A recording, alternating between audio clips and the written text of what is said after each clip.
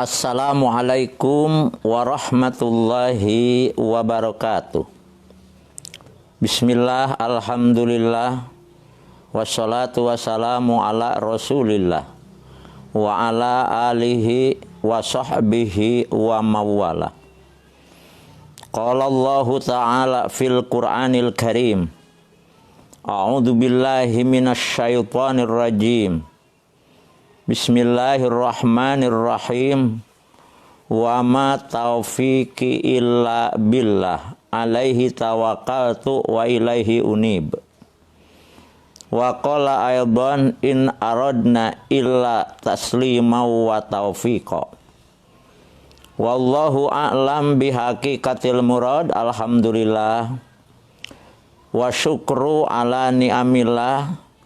Dengan kudrah, iradah, inayah, riayah Allah subhanahu wa ta'ala, alhamdulillah malam ini merupakan malam yang ke-9, di mana esok hari kita akan melaksanakan saum Ramadan juga pada hari yang ke-9.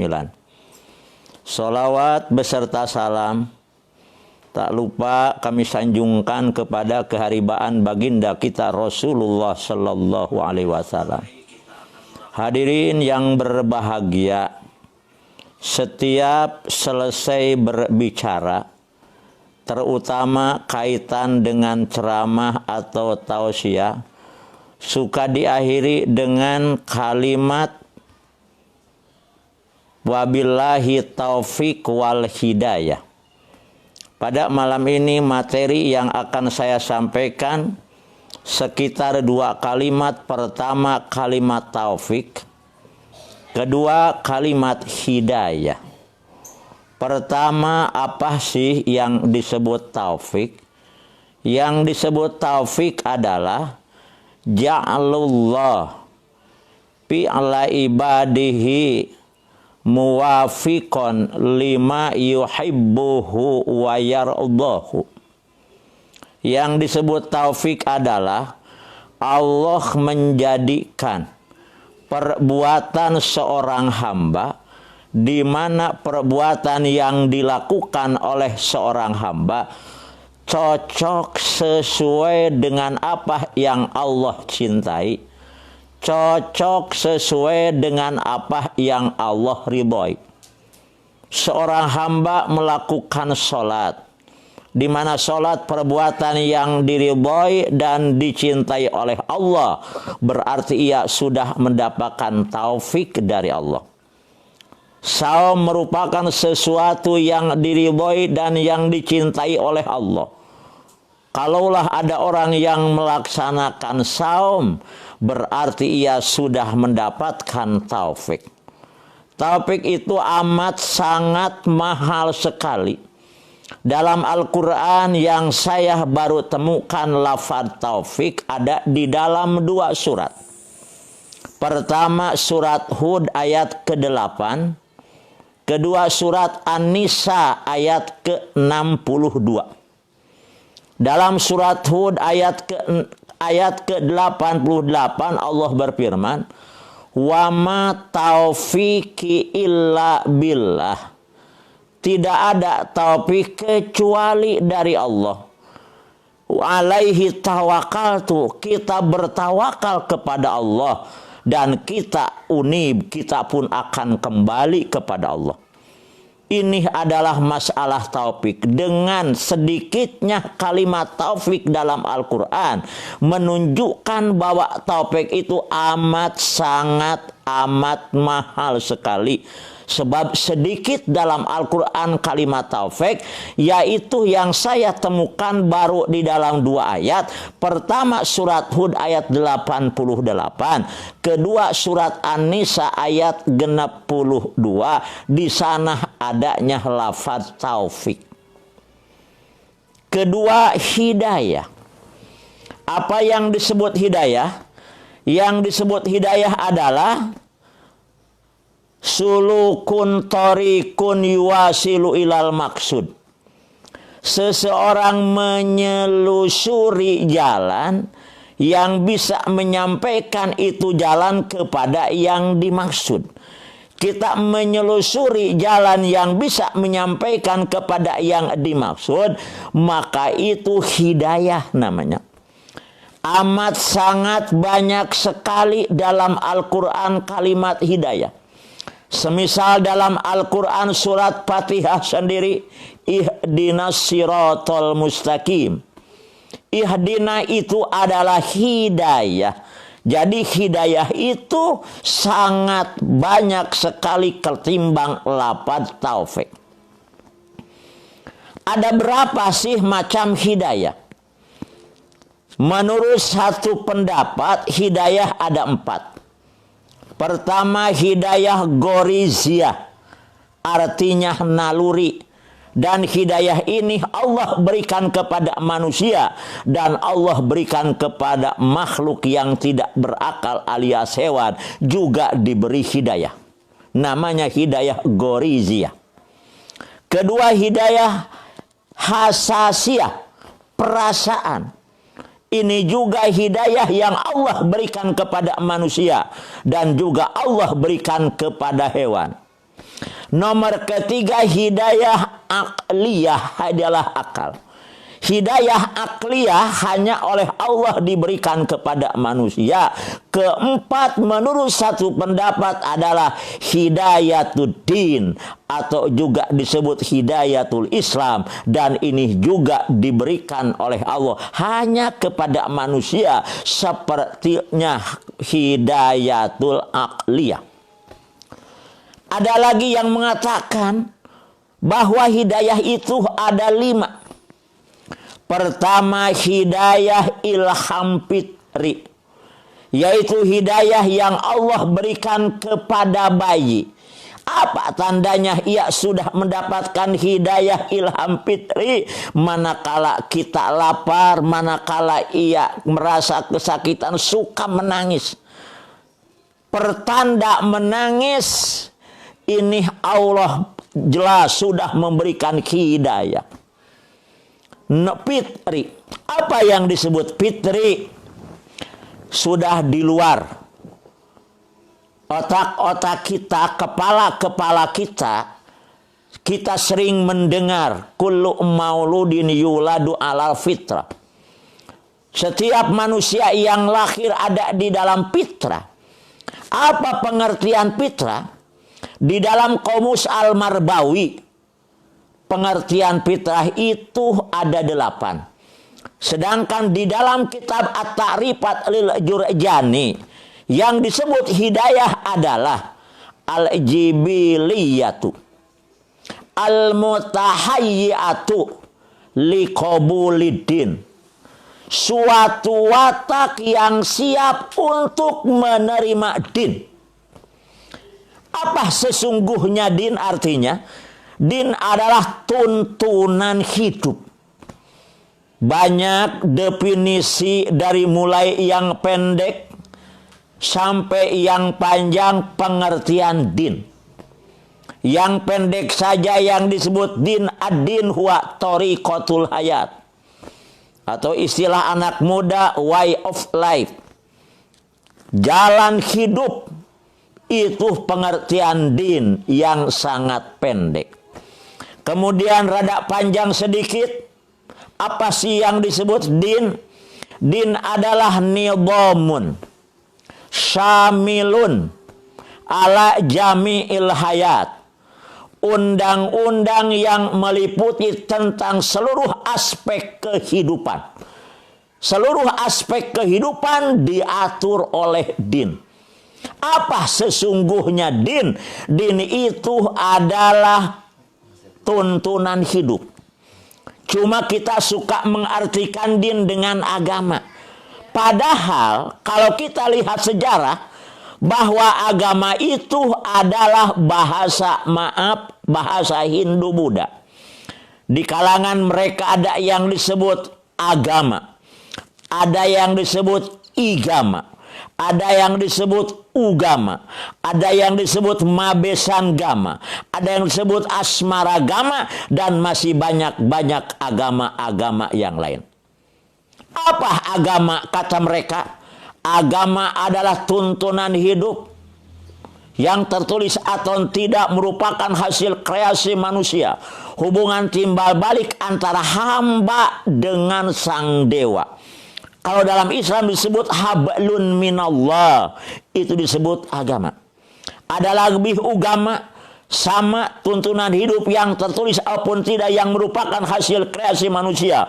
Hubungan timbal balik antara sesama hamba atau disebut juga hablun minannas. Ada lagi agama sama tuntunan yang tertulis atau tidak merupakan hasil kreasi manusia. Hubungan timbal balik antara hamba dengan alam atau istilah kita disebut hablun minal alam. Malah ada yang disebut mabesan gama, yaitu tata cara bagaimana membaca kitab suci Weda yang benar. Kalau kita adalah disebutnya ilmu tajwid, itu di kalangan mereka ada yang disebut beberapa agama. Kenapa kok diartikan din dengan agama? Ini barangkali kelihayan para wali songo dulu dalam menyampaikan syariat Islam. Wali songo tidak semua perkataan diganti. Banyak sekali tetap bahasa mereka tapi di dalamnya Islam. Kata wali songo, mari kita beragama. Tidak begini, mari kita berdin. Kalau langsung diartikan mari kita berdin, jelas mereka tidak akan begitu menerima. Tapi kalau agama, mereka cepat menerima. Bahkan di kalangan orang Sunda, rasanya kasar kalau kita bertanya, parantos sholat teu acan. Kasar kita. Harusnya apa? Parantos netepan teu acan. Padahal dalam Al-Quran tidak ada akimu netepan, yang ada akimu sholat. Sembahyang. Itu bukan bahasa kita, bahasa mereka. Kenapa? Sebab di antara dewa ada yang disebut dengan nama Dewa Sang Hyang Widi. Sehingga kalau mereka mengajak untuk sholat, mari kita sembahyang. Maksudnya mari kita menyembah Dewa Sang Hyang Widi. Karena itu masih banyak sekali nama-nama tentang din. Yang jelas Islamnya din. Arti yang sesungguhnya adalah tuntunan hidup. Namun kita suka menggunakan bahasa mereka dengan istilah agama. Kalau yang disebut fitrah al-jibiliyatu al-mutahayyatu liqabulidin, watak yang sudah siap untuk menerima tuntunan hidup, berarti sudah sekian persen setiap manusia lahir ada di dalam keislaman. Karena itu kelanjutan hadis, illa anna abawahu yuhawidanihi au yunasironihi au yumajjisanihi. Tergantung kedua orang tuanya. Kalau orang tuanya Yahudi, biasa anaknya juga mengikuti Yahudi. Kalau kedua orang tuanya Nasrani, seperti itu. Karena itu pengertian ilham fitri, hidayah ilham fitri. Nomor kedua, hidayah ilham hawasi. Hidayah juga diberikan kepada bayi. Di manakala seorang bayi dia lapar menangis, selain menangis kemudian bergerak badannya. Cek suna mah ngopepang. Ini kenapa? Pertanda ia sudah diberikan Allah yang disebut hidayah ilham hawasi. Hidayah yang dua ini, hidayah ilham fitri, hidayah ilham hawasi, tidak hanya Allah berikan kepada manusia, tapi hewan sekalipun ia diberi dua hidayah ini. Apa? Manuk, burung bisa membuat sarang, itu merupakan hidayah dari Allah. Atau juga laba-laba, bukan bala-bala ya. Laba-laba bisa menyubat ramat. Ini juga merupakan hidayah. Jadi hidayah yang dua, yakni hawasi dan fitri, tidak hanya Allah berikan kepada manusia, tapi hewan yang tidak berakal pun oleh Allah diberi dua hidayah, yakni hidayah ilham fitri dan hidayah ilham hawasi. Ketiga, hidayatul akli, hidayah akal. Apa yang disebut akal? Al-aqlu huwa nurun latifun rubaniyun tudraku bihin nafsul ulum. Ad-daruriyah wan nadariyah wa mahalluhu al-qalbu. Wa nuruhu fid dimag wa batidauhu min hina nafiruh fil janin. Wa awwalu kamaluhu al-bulug. Wa aksamul aqli khamsatun. Goriziyun kasbiyun apaiyun zuhadun. Kelima syarapiyun.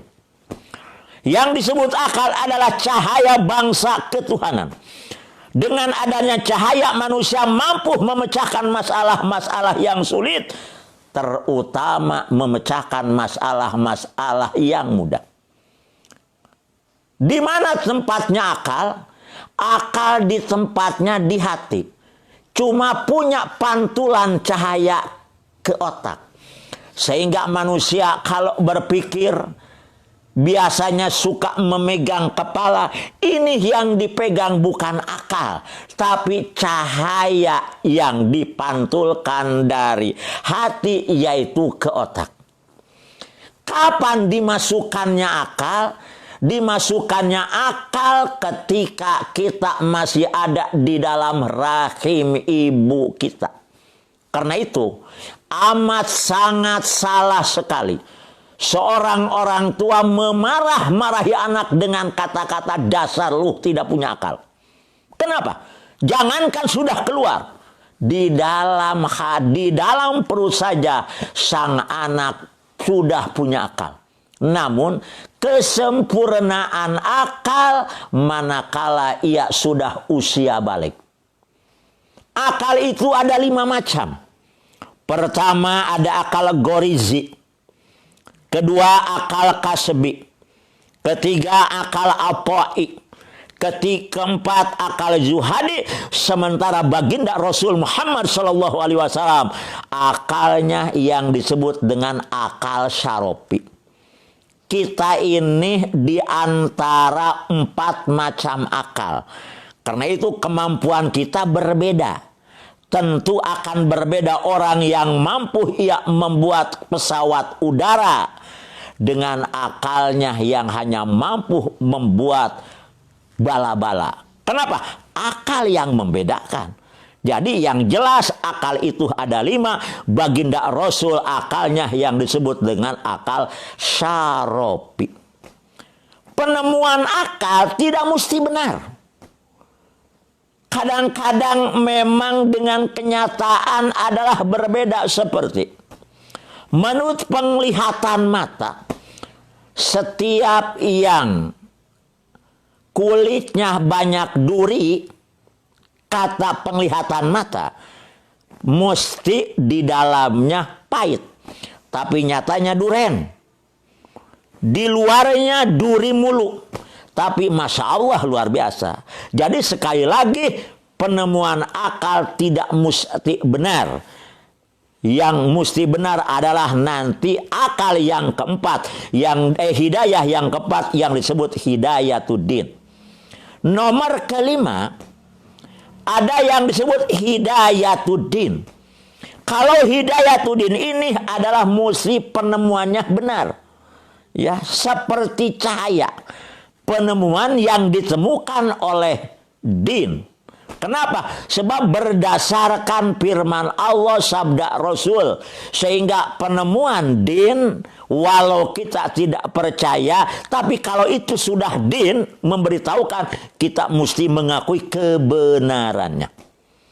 Nomor kelima, hidayatul ma'unah wat taufiq lisairi bil khairi wan najah.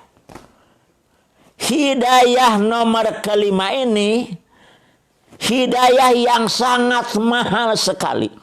Cara memperoleh hidayah nomor kelima ini harus melalui suluk atau pengembaraan. Nabi sendiri hidayah nomor kelima ini tidak diberikan untuk memberikan kepada orang lain. Seperti beberapa malam saya sampaikan, ketika pamannya Abu Thalib akan meninggal, itu dijelaskan dalam kitab Tafsir Al-Maraghi jilid keempat halaman 34, Di sana diceritakan ketika Abu Thalib akan meninggal. Langsung Nabi datang ke rumah Abu Thalib. Di sana sudah berjejer para abu-abu. Langsung Nabi tanpa ada keraguan mengucapkan di kuping Abu Thalib, kata Nabi, "Ya ammi, qul la ilaha illallah kalimatan uhaju laka bi indallah." Paman, ucapkan kalimat la ilaha illallah. Ini kalimat bisa menghantarkan paman menjadi orang yang bahaya. Paman, ucapkan. Nengok Abu Thalib kepada CS yang ada di sampingnya. Kata mereka, jangan pertahankan agama keturunan kita. Nengok lagi kepada Nabi. Kata Nabi, paman, hayo ucapkan. Yang perlu kita garis bawahi, begitu Nabi dakwah berhadapan dengan tokoh-tokoh musyrikin. Akhirnya Abu Thalib bingung. Mana yang harus digugu? Apakah ajakan Muhammad? Apakah larangan teman-temannya? Karena bingung maka keluar dari mulut Abu Thalib katanya, "Walaqad alimtu bi anna dina Muhammadin min khairil adyan fi bariyatina laulal malamatu aw khadaru masabatan lawajadtani samhan bidzaka mubina." Muhammad, paman juga tahu bahwa agama yang benar yang ada di permukaan bumi ini tidak ada lagi agama yang dibawa olehmu, yaitu Islam namanya. Namun kenapa di saat-saat krisis seperti sekarang ini paman enggak mau mengikuti apa yang kamu inginkan? Bukan apa-apa Muhammad, bukan tidak mengakui agamamu agama yang benar, tapi kalaulah paman sekarang mengikuti apa yang kamu inginkan, akan bagaimana orang-orang di belakang paman? Pasti mereka akan ngomong begini. Kok akhirnya Abu Thalib ikut-ikut juga ya kepada dakwahnya Muhammad? Kalau mereka ngomong begitu setelah paman tidak ada, mau dikemanakan wibawa paman? Paman gengsi. Ini Nabi mengajak kepada paman. Akhirnya Abu Thalib meninggal di dalam itu kitab dijelaskan dengan membawa agama mereka. Apakah Nabi langsung cuci tangan? Tidak. Langsung Nabi mengangkat dua pandangan. Kata Nabi, "Wallahi la astaghfirona lakallah malam unhu anka." Demi Allah, saya akan memohonkan ampun untuk keselamatan Abu Thalib selama Allah belum melarang. Begitu Nabi bersemangat ingin mengislamkan Abu Thalib, maka turun ayat surat At-Taubah ayat 113. Firman Allah, Bismillahirrahmanirrahim, "Maka lin nabi walladzina amanu ayastaghfiru lil musyrikina walau kanu ulil qurba." Rasanya tidak pantas seorang nabi atau seorang orang mukmin memohon ampunkan mereka orang yang tidak satu berkeyakinan, walau itu saudara sendiri. Dengan turun ayat itu berarti jelas haram hukumnya memohon ampunkan orang yang tidak satu agama dengan kita. Di dalam surat Al-Qasas ayat 69, di sana Allah berfirman, "Innaka la tahdi man ahbabta walakinallah yahdi may yasha." Innaka, sesungguhnya engkau Muhammad, la tahdi, tidak akan bisa memberikan hidayah. Mana yang dimaksud? Hidayatul ma'unah wa taufiq lisairi fil khairi wan najah. Jadi hidayah nomor kelima ini, jangankan kita, Rasul sendiri tidak mampu untuk memberikan kepada orang lain. Jadi yang jelas tidak boleh memohon ampunkan orang yang tidak satu agama. Juga kita mesti berdakwah mengajak orang untuk berkalimah la ilaha illallah. Mudah-mudahan ada manfaatnya. Itulah yang sempat saya sampaikan. Wallahul muwaffiq ila aqwamit thoriq. Assalamualaikum warahmatullahi wabarakatuh.